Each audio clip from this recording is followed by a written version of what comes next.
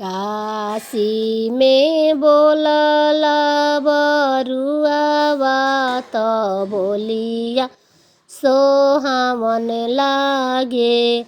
के हवे काशी के मालिक जनेउआ पहिरावले। के हवे काशी के मालिक जनेउआ पहिरावले। काशी में बोलले कसंधरनाथ बोलिया सोहावन लागे।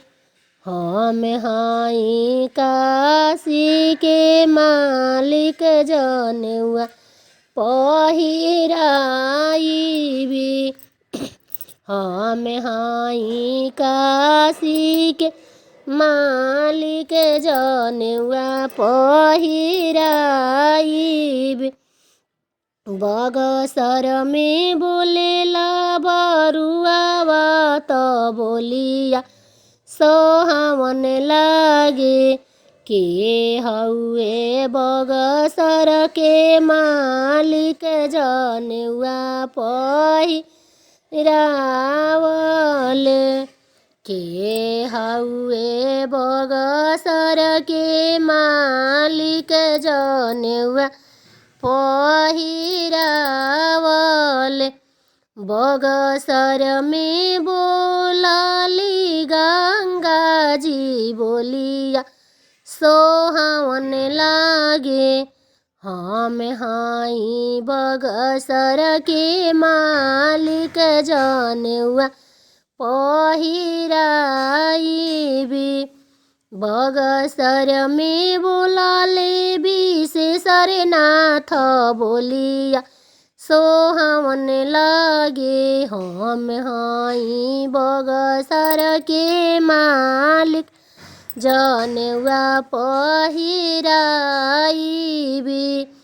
बरहपुर में बोलला बरुआ बात बोलिया सोहावन लागे।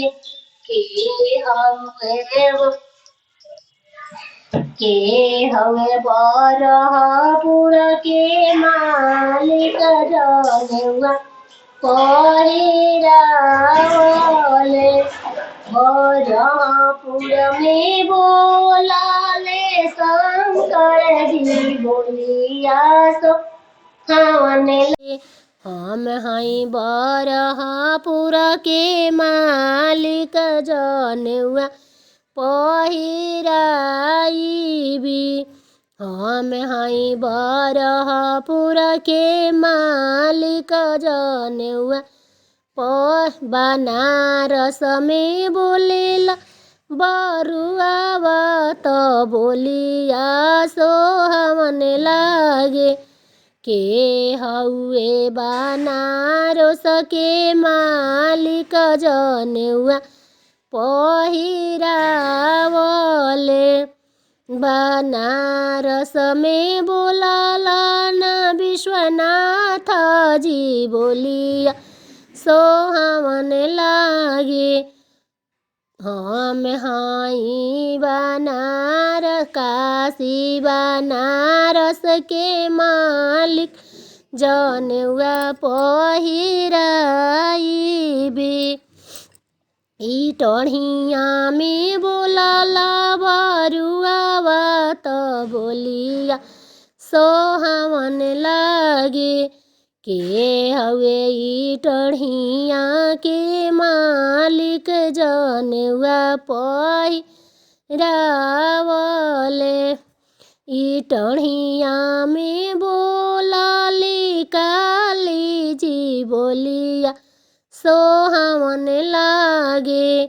हम हई इटढ़िया के मालिक जनेउआ पहिराइबी। हम हई इटढ़िया के मालिक जनेउआ पहिराइबी। दुआरा पर बोलेला बरुआ बात बोलिया सोहावन लागे।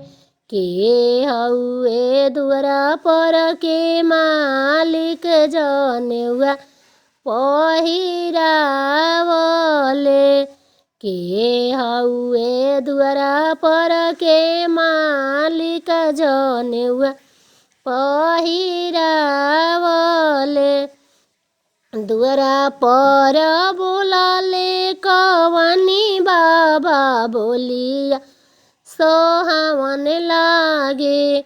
दुअरा पर बोलालनी का अपना पापा बोलिया सोहावन लागे। हम हाई दुअरा पर के मालिक जनेउआ पहिराइबी।